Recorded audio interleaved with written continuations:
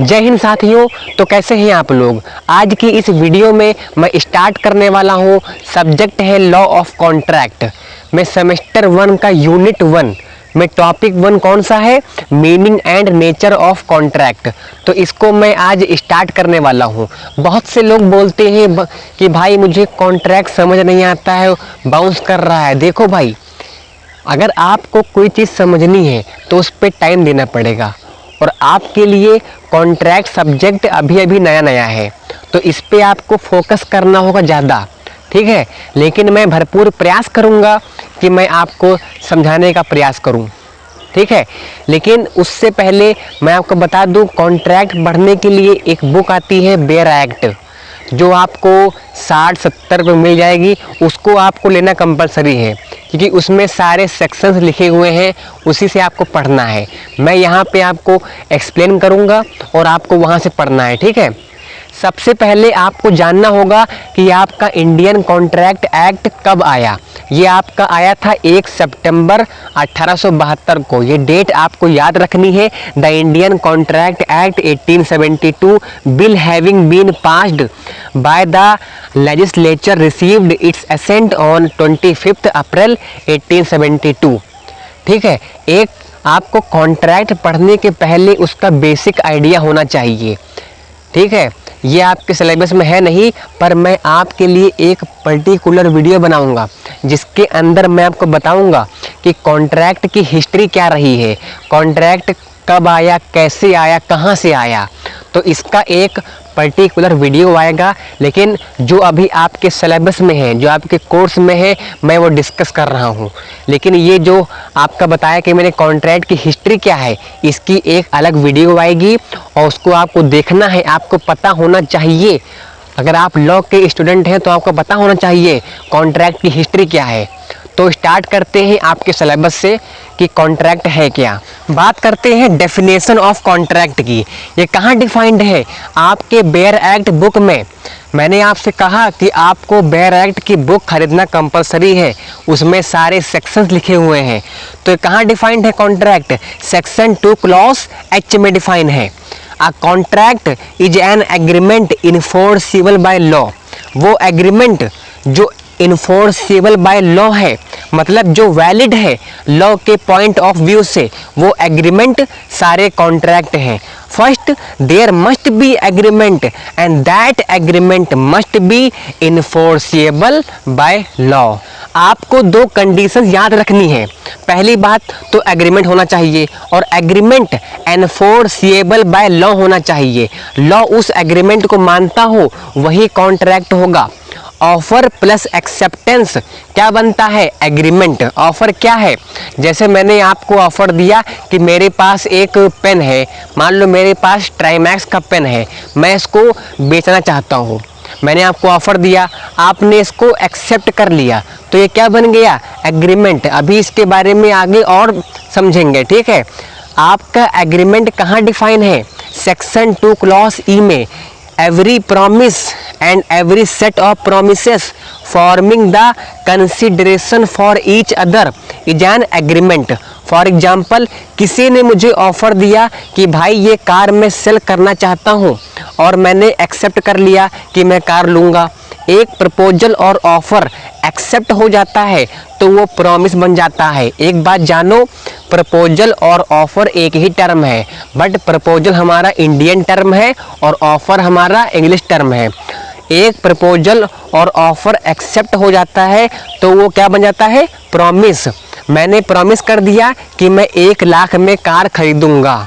इसमें एक टर्म आया है कंसिडरेशन। इसका क्या मतलब है, इसके बारे में हम पढ़ेंगे यूनिट 2 में डिटेल में, पर यहाँ पे आपको इसका मीनिंग समझना है कि इसका मतलब क्या है। इसका मतलब है समथिंग इन रिटर्न। जैसे मैं आपको कुछ दूँ तो आप भी मुझे कुछ दो।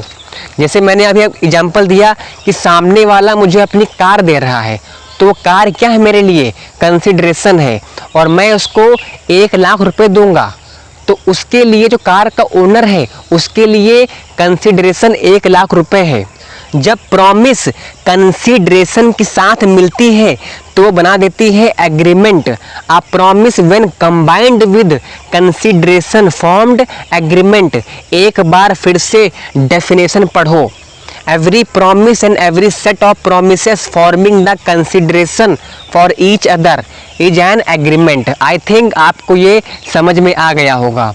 अभी इसको हम पढ़ेंगे डिटेल में और आगे, बट आप यहाँ पे समझो, कॉन्सेप्ट समझो, क्योंकि मेरे जो टीचर हैं डियर सर यूट्यूब पे, वो कहते हैं कि कॉन्सेप्ट इज पावर। अगर आपका कॉन्सेप्ट क्लियर है तो आपके सामने कोई भी क्वेश्चन आ जाए आप कर लोगे। इसके पहले एक टर्म आया था इन्फोर्सिएबल। इसका मतलब क्या है? कोई भी ऐसी चीज जो लीगल ऑब्लिगेशन अराइज करे, इन सिंपल वर्ड जिस पे लॉ लगाया जा सके, जिसे लॉ के द्वारा इन्फोर्स कराया जा सके, उसे हम कहेंगे कि ये चीज इन्फोर्सिएबल है। जब एग्रीमेंट और इन्फोर्सिएबल मिलता है तो क्या बनता है? कॉन्ट्रैक्ट। इसको हम समझेंगे एग्जाम्पल्स के साथ। एग्जाम्पल नंबर 1, मिस्टर ए ने अपनी वाइफ से कहा चलो मूवी देखने चलते हैं। तो मिस्टर ए ने अपनी वाइफ को ऑफर दिया और उसने एक्सेप्ट कर लिया। An offer when accepted becomes promise. अगर वो कल जाने से मना कर दे, क्या मिस्टर ए केस कर सकते हैं? आंसर इज नो, क्योंकि ये इन्फोर्सिएबल बाय लॉ नहीं है।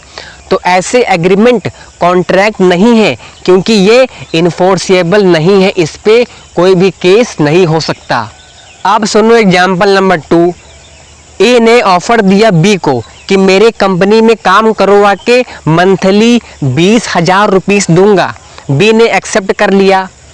अब 1 मंथ हो गया, ए ने पैसा देने से मना कर दिया, यानी कि जो मालिक है कंपनी का ए, उसने बी को सैलरी देने से मना कर दिया। तो इस केस में आप लोग बताइए क्या होगा?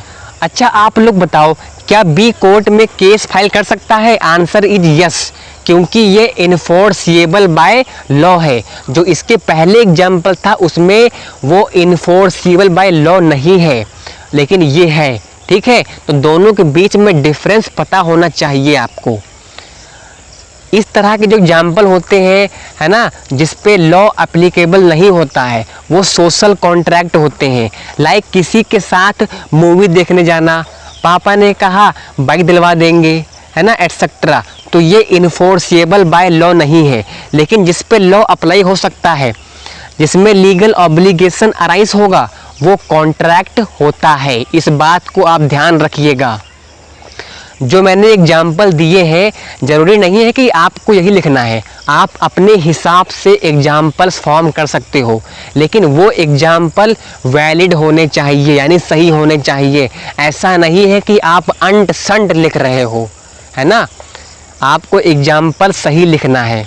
आप एक बात नोट कर लो, the parties who enter into an agreement must agree upon the subject matter in the same sense at the same time, that is the must be consensus and item section 13 में दिया गया है। इसके बारे में हम पढ़ेंगे डिटेल में, पर यहाँ पे आपको समझना है एकदम ओवरव्यू। यानी जो मेरा मतलब था आपने भी वही समझा। एग्जाम्पल, मैंने राहुल से कहा कि मैं अपनी गाड़ी बेच रहा हूँ 15,000 में। मैं बेच रहा था अपनी एक्टिवा स्कूटी, राहुल ने समझा कि मैं कार बेच रहा हूँ। मैंने एक्टिवा बोल के ऑफर दिया, राहुल ने समझा मैं कार बेच रहा हूँ। तो क्या यहाँ पे सेम सेंस था? Answer is no. मेरा मतलब था एक्टिवा बेचना, वो समझा मैं कार बेच रहा हूँ। तो इस सिचुएशन में कभी भी वैलिड एग्रीमेंट नहीं होगा। जो आपका एग्जाम्पल लिखा है इंग्लिश में, इसी को मैंने समझाया है अपनी लैंग्वेज में।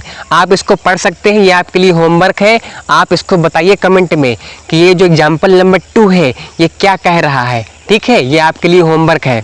आपका अगला पॉइंट आता है, an agreement may be social और लीगल। सोशल एग्रीमेंट कॉन्ट्रैक्ट नहीं बनेगा, लीगल एग्रीमेंट कॉन्ट्रैक्ट बनेगा। A social agreement is that which does not give right to legal consequences in case of its breach the parties cannot go to the law court to enforce a right. A legal agreement is that which gives rise to legal consequences and remedies in the law court in case of its breach. चलो social agreement का आपको मैं धमाकेदार example देता हूँ। मान लो अभी आप पढ़ रहे हो कॉलेज में, आपके पापा ने कहा कि बेटा अगर तुमने अपने सेमेस्टर एग्जाम में अच्छे नंबर ले आए तो मैं तुम्हें एक आईफोन गिफ्ट करूँगा। और आपने अच्छे नंबर ले आए और अपने पापा से आपने कहा कि मैं अच्छे नंबर ले आया, मुझे आईफोन दीजिए। तो आपके पापा कहते हैं बेटा मैंने तो ऐसे कह दिया था। तो आप लोग बताइए, क्या आप इस केस में अपने पापा के खिलाफ केस कर सकते हो कोर्ट में? नहीं, क्योंकि ये इनफॉर्मल नेचर का एग्रीमेंट है, ये इन्फोर्सिएबल बाय लॉ नहीं है। ये एग्जाम्पल आप लिख सकते हो अपने इस सोशल एग्रीमेंट में, पर जो मैंने आपको बताया पापा ने कहा कि आईफोन दिलाऊंगा, ये मत लिखना। ऐसे लिख सकते हो कि ए और बी थे, इन्होंने ऑफ़र किया, बी ने एक्सेप्ट किया, है ना।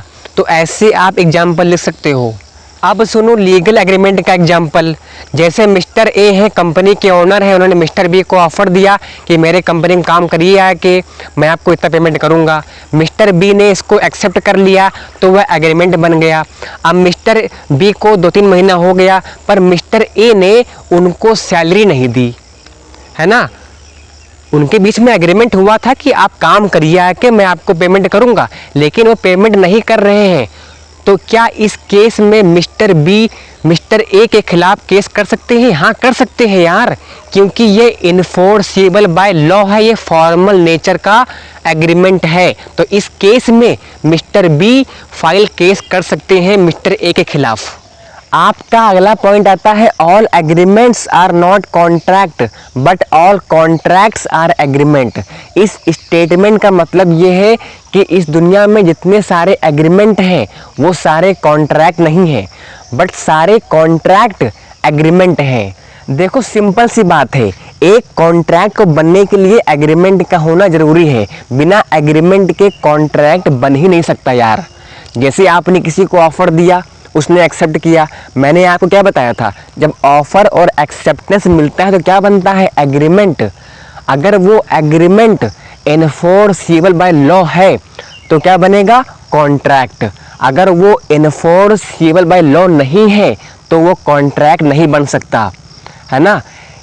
अगर वो सेक्शन 10 में जो कंडीशन दी गई हैं, इसके बारे में आगे बात करेंगे, जो सेक्शन 10 में कंडीशन दी गई हैं, अगर उस कंडीशन को फुलफिल कर लेता है वो एग्रीमेंट तो वो कॉन्ट्रैक्ट बन जाता है ना। तो वही यहाँ पे लिखा है कि all agreements are not contract but all contracts are agreement. सारे एग्रीमेंट कॉन्ट्रैक्ट नहीं बन सकते, बट सारे कॉन्ट्रैक्ट एग्रीमेंट होते हैं। आई होप इस स्टेटमेंट का मतलब आपको समझ में आ गया होगा। नीचे आपको दिख रहा होगा एक क्वेश्चन है, जैसे कि an agreement enforceable by law is a contract. In the light of this statement explain the essential of valid contract.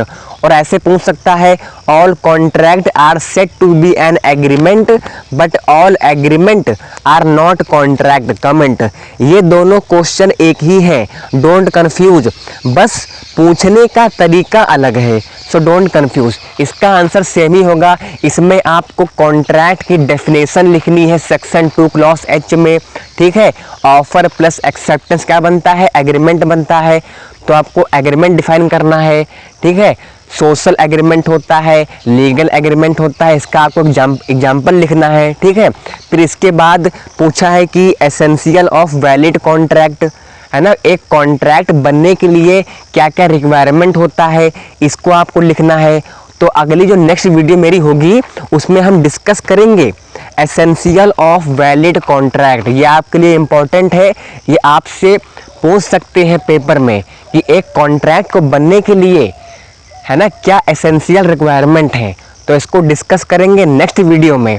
अगर आपको इस नोट्स की PDF चाहिए तो मैंने डिस्क्रिप्शन में व्हाट्सएप ग्रुप की लिंक लगा दी है, तो वहाँ पे आप लोग ऐड हो सकते हैं और मुझसे नोट्स मांग सकते हैं। एक व्यक्ति ने मुझसे बोला कि भाई तू ऊपर लिखता है इंग्लिश में, नीचे उसको बताता है व्हाट्सएप लैंग्वेज में।